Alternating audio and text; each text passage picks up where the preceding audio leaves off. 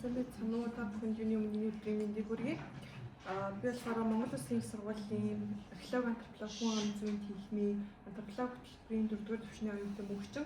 Тэгээ удирдагч багшаар Монгол Улсын их сургуулийн профессор доктор Эрдэнэ агшаар удирдуулад Монгол эмэгтэйчүүдийн анхны сарын тэмдэг ирэх нас болон бие барилдрын хөгжлийн хандлагын тухай судалгаа хийж байгаа. За энэ судалгаа болохоор яг миний өмнө жил стаж дээр хийсэн судалгааны ер нь өргөжүүлсэн хэлбэр гэж авч үзэх болно. Яг тэгэхээр өмнө жил болохоор би ерөнхийдөө насныхын хувьд 11-ээс 25 насны одоо яг охтуудыг эмэгтэйчүүдийг хамруулж үзээд яг асуулгын аргаар авч ирсэн бол яг энэ удаагийн судалгаагаараа яг насны бүлгээ 2 болгон хуваагаад тэгээд антропометрийн хэмжилтүүдийг хийж харьцуулж үзнээрээ бол илүү ялгаатай болон арай илүү датан зөвлөсөн судалгаа болсон гэж бодож байгаа. За судалгааны хувьд гэх юм бол яг өсвөр насны охид буюу одоо 2009-өөс 15 оны хооронд төрсэн одоо нийт 79 охин, тэгээд 2001-ээс 8 оны хооронд төрсэн нийт 56 эмэгтэйгээс бол судалгааг авч гүйцэтгэсэн байгаа. За яг энэ хоёр бүлэгт бол ингээд анхны сарын тэмдэг ирэх насны хувьд гэх юм бол яг 2001 оноос 8 онд төрсэн охтуудын дундаж яг анхны сарын тэмдэг ирэх нас нь болохоор 1313, харин 9-өөс 15 оны хооронд төрсэн охтыг болохоор 1929 болон өөрчлөгдсөн байгааг бол ажилласан. За мөн антропометрийн одоо биеийн өндрийн ийм судалгаануудыг бол хийсэн. За үүнийг болохоор ерөнхий 3 судалгаатай бол харьцуулж үзсэн байна. За өмнөх яг судлагдсан байдлын хувьд яг харьцуулсан судалгаа хийж байгаа болохоор өмнө нь бол хийсэн судалгаануудтай харьцуулж үзсэн. За энэ болохоор яг Гамболд гэж хүний 1999 онд хийсэн одоо яг докторийн диссертацийн ажил дээрээс бол авсан хүснэгтийн харагдаж байна. За энэ болохоор гадны болон одоо барууны улсын охтуудын анхны сарын тэмдэг ирэх нас болон одоо Монгол охтуудынхыг бол харьцуулсан судалгаа харагдаж байна. За энэ болохоор ерөнхийдөө миний өмнө жил яг судалгааны үр дүнгээс гаргасан яг тэр нөгөө дундаж насны бол графикийг бол харж болохоор байна. За тэгэхээр 1958 онд бол ерөнхийдөө яг бичиг баримт дээр ингээд харж байгаагаар болохоор анхны сарын тэмдгийгээс судалсан байдаг. За үүнээс болохоор 2025 он хүртэл болохоор маш ийм том өөрчлөлт бол гарч анхны сарын тэмдэг ирэх нас нь болохоор залуучсан ингээд харагдаж байгаа. За судалгааны ажлын төлөвлөгөө ба гүйцэтгэлтийн хувьд гэх юм бол ерөнхийдөө 11-ээс 1 сарын хооронд судалгааны ажлын судлагдсан байдлыг дахин одоо шинжилгээ хийж гүйцэтгсэн. За 1-ээс 2 сарын хооронд болохоор судалгааны арга зүйгээ боловсруулсан. За 2-аас 4 сарын хооронд болохоор хэмжилтүүдийг гүйцэтгэж мөн судалгааны өгдлийг бол ингээд цуглуулсан. За одоо 4-өөс 5 одоо сарын хооронд болохоор өгдөл төр статистик анализийн мөн бичвэрээ бэлэн болгох бол төлөвлөгөөтэй байсан. За тэгээд төлөвлөгөөнийхээ дагуу болохоор одоо бүх хэмжилтүүдэд авч дууссан мөн статистик ихэнх одоо статистик анализыг бол хийсэн байгаа. За өмнө дурдсанчлан ерөнхийдөө бол 2 А, Б 2 бүлэг болгон хуваасан.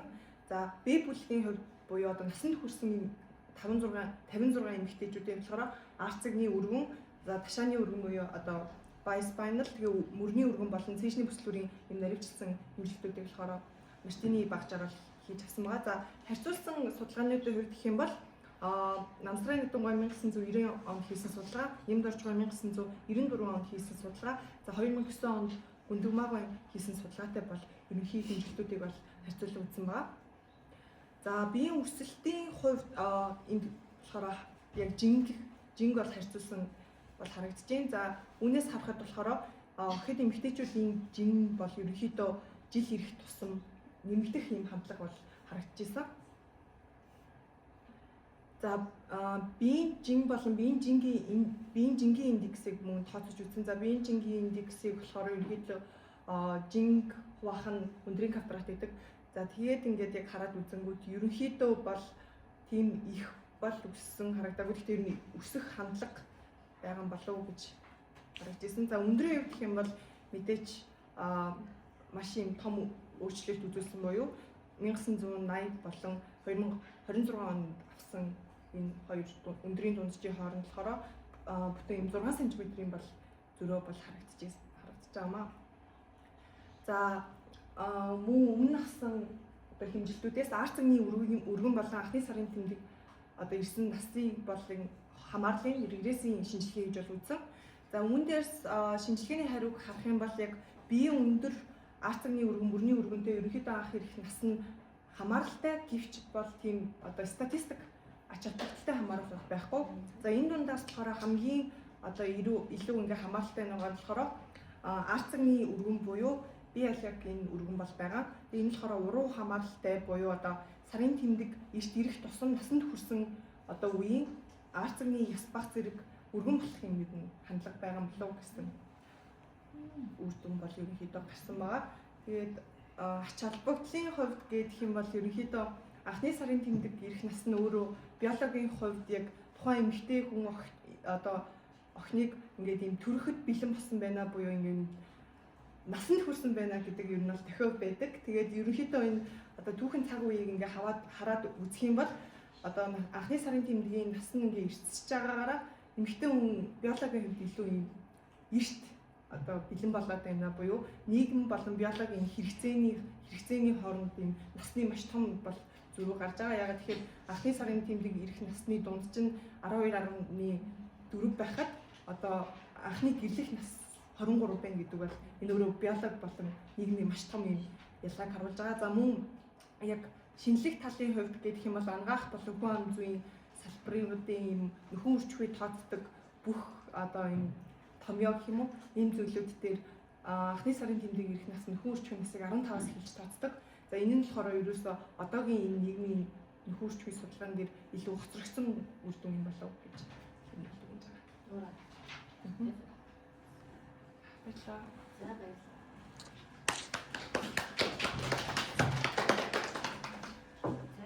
Хэмнэлтэй ярих уу гэж.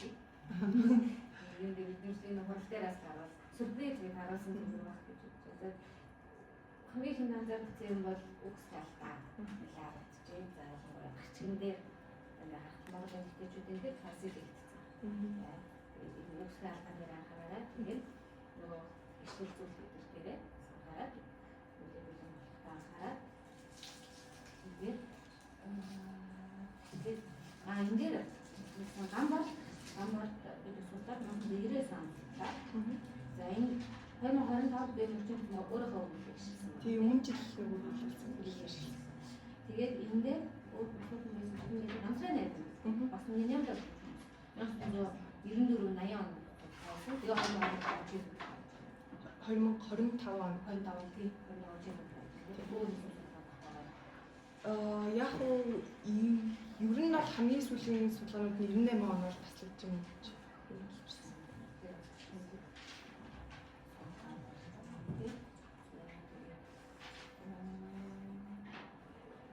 Би яг зүгээр санал хэлэхэд ингэж бодлоо л да. Одоо ингээд эмэгтэйчүүдийн бие бэлтрийн өсөлт хөгжил. За ер нь эмэгтэйч гэхгүй үс үед яг эмэгтэй эмэгтэй бие бэлтрийн хөгжил бүрэлдэхүүн орчны нөлөө. Тэгээд амьдралын хэв маяг. За мөн амьдарч байгаа орчин, хүний зарлал төвшил. За нөгөө нийгмийн аль болох тэр нь нөлөөлж байгаа. Тийм өмнөхдөр болохоор өмнөх судалгаан дээр би өмнө жилийнхаа судалгаан дээр ерөнхийдөө болохоор эдийн засгийн хөгжилтэй бас одоо тийм холбож авч бол үзэжсэн. Тэгэхэд бол бас регрессийн шинжилгээ хийхэд бол тийм ч их юм бол гараагүй. Тэгээд тийм статистик ач холбогдолтой. Хэрэглэгдэхүүн нь болохоор 124. Тэр хэрэглэгдэхүүн төгөл дээр статистик ач холбогдохгүй гэж хэрэглэгдэхүүн 124. Яг нөгөө статистик нөгөө тахалдаараа авч үзэх юм бол 30-аас 50-аас дээш болохоор ерөнхийдөө стандарт алдаа болгон стандарт хазаалтын хувьд бол ерөнхийдөө багасан тийм. Тэгвэл тэрийг бас ингээд давхар хараад үзээд үзвэл үгүй юм болов уу гэсэн тийм эмэгтэйчүүдийн нөгөө одоо эмэгтэй хүмүүсийн сарын ирэх насанд нь бие дэвтэр өсөлтөд нөлөөлж байгаа юм чинь бие дэвтэр өсөлтөд чинь тэр нөлөөлж байгаа юм чинь нөгөө асуул хамттай хүмүүсийн хүмүүсийн тэрийг бас хараад санаа тийм Орон таваа нэг юм шиг. Тэгээд аармш үзсэн. За энэ доктортой холбоотой сонирхолтой асуулт асуух хэрэгтэй байна уу? Баггүй. Энэ сая юу яах вэ? Бисээ мөн тодруулах. Тэр нөгөө нийгмийн хэсгийн хүчтэй авсуулаад нэг хялгаар аваа гэсэн тийм. Яг нь нийгмийн юу болсон юм бол? нөгөө ерөнхийдөө болохоор яг 1960-аас 90 оны хооронд яг социализмын үеэр болохоор ерөнхийдөө энэ нийгмийн эрүүл мэндийн судалгааг маш өргөнөөр хийдэг байсан. За энэ үед болохоор судалгаанууд нь хөвчлэн хөдөө хот тэгээд бас нийгмийн байдал ч гэдэг юм уу те ингээ малчин байна уу, сумын байна уу гэх ерөнхийдөө нэрвчлэн гаргасан байдаг. Тэгээ ерөнхийдөө яг миний өмнө жилийн авсан датан дээр болохоор би асуулгын аргаар ерөнхийдөө анхны сарын тэмдгүүдийн насыг бол ингээд авсан. Тэгээд тэгж үзэхэд болохоор би үр хангайд орнод болон хотод болохоор улсын нэг сургууль, хувийн нэг сургуулиас ерөнхийдөө дата аваад цуглуулж авсан. Үүн дээр бол яг тийм онцлог тийм юм бол гараагүй. Ерөнхийдөө хөдөө ч гэсэн хөдөө орон нутгийн ч гэсэн доктуудын сарын тэмдэг эрт ирэх юм хандлагатай байна уу гэж ерөнхийдөө харсан. Тэгээд энэ магадгүй яг ингээд хоол хижээл, шимт хижээл одоо ингээд хот хөдөөгөө ерөнхийдөө адилхан болдогтой холбоотой юм болов гэсэн яг хувь хүний болон миний таамаглал байгаа. Тэгээд мөн адил бас яг судалгаа авч хахад хамгийн сонирхолтой санагдсан юм ихэд яг аман асуулгаар ингээд авч явах үед тухайн охин ч юм уу тухайн эмэгтэй хүн яг одоо манай үеийн те яг 20-с дээшээ насны үеийн байхад ерөнхийдөө бол сарын тэмдгийн анх ирсэн насыг шууд хэлэхгүй байх тохиолдол маш их байсан. Буюу за хэддүгээр анги гэлээ 7-р анги билүү 8-р анги билүү ч гэдэг юм уу те яг ерөнхийдөө үүнээс бол би яг хувийнхээ хувьд юу гэж үнсэв бэ гэхээр яг биеийн бэлэн одоо яг өөрөө яг ингээд те нийгмийн хувьд бэлэн сэтгэл зүйн хувьд бэлэн болоогүй байхад биологийн хувьд биеийн ингээд хит ингээд одоо шууд ирчингүүд тухайн хүн бэлтгэлгүйгээсээ болоод нэгдүгээр тэр нөгөө яг тэр эмэгтэй хүн болж байгаа гэсэн мэдрэмж нь илүү багассан болов гэсэн ерөнхийдөө тийм ажиглалт бол анзаарчихсан. Тэгээд одоо энэ нөгөө том бэлтэй үеийнхэн аюул том бэлтэй. Энэ хүүхдүүд байгаа шүү дээ. Тэнгүүд яг үеийнхэн мөртлөө мөртлөө арай биеэр арай баг тийм жижиг хэмжээтэй байгаа хажууд тийм байгаа шүү дээ. Тэгэхээр тэр хоёрны анхны сарын тэмдэг ирсэн хасна өөр тийм ерөнхийдөө хамааралтай. Тийм биеийн хөгжилтэй хамааралтай мэдээж ерөнхийдөө болохоор нөгөө энэ онол гэдэг юм лээ. Одоо арцгийн яс ингэж томрох тусмаа буюу өсөлт ингэж илүү хурдан байх тусмаа мэдээж тэр нөгөө биологийн хувьд ингэ өсөж байгаа болохоор яг нөхөрчгүй наснд бас бэлгийн бодлол нь илүү хурдан явагдана буюу илүү ингэ өндөр ч юм уу юм биерхүү одоо охин илүү юм эрт ирэх хандлагатай мөн яг өөхөн давхар бас илүү хамааралтай гэж ерөнхийдөө яг судлагдсан байдал хийж явах явцад бол маш их гарч ирсэн. Буюу одоо өөхөн эстроген давар байдаг учраас ерөнхийдөө жоохон тархалтай ч юм уу жоохон тархалтын төвшөнтэй октод ер нь сарын тэмдэг илүү эрт ирэх хандлагатай байдаг гэсэн судалгаанууд бол байт юм байна. Одоо тийм судалгаанд бас ингэж ойлгосон юм шиг байна.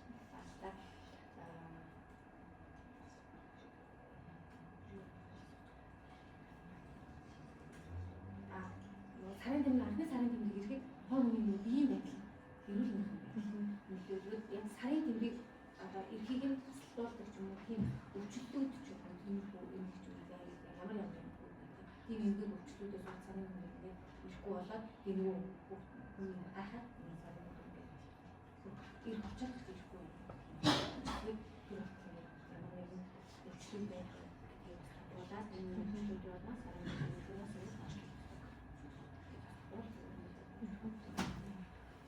Надад сонирхолтой сансан зүйл юу гэсэн бэ? Энэ цааш дэлгэрүүлэх юм бол тухайн эмэгтэйний бэлэг баримжаа болгон генетик баримжаа үнэлтэй. Одоо сайт хэлсний бол юу гэж үзэж байгаа юм бэ?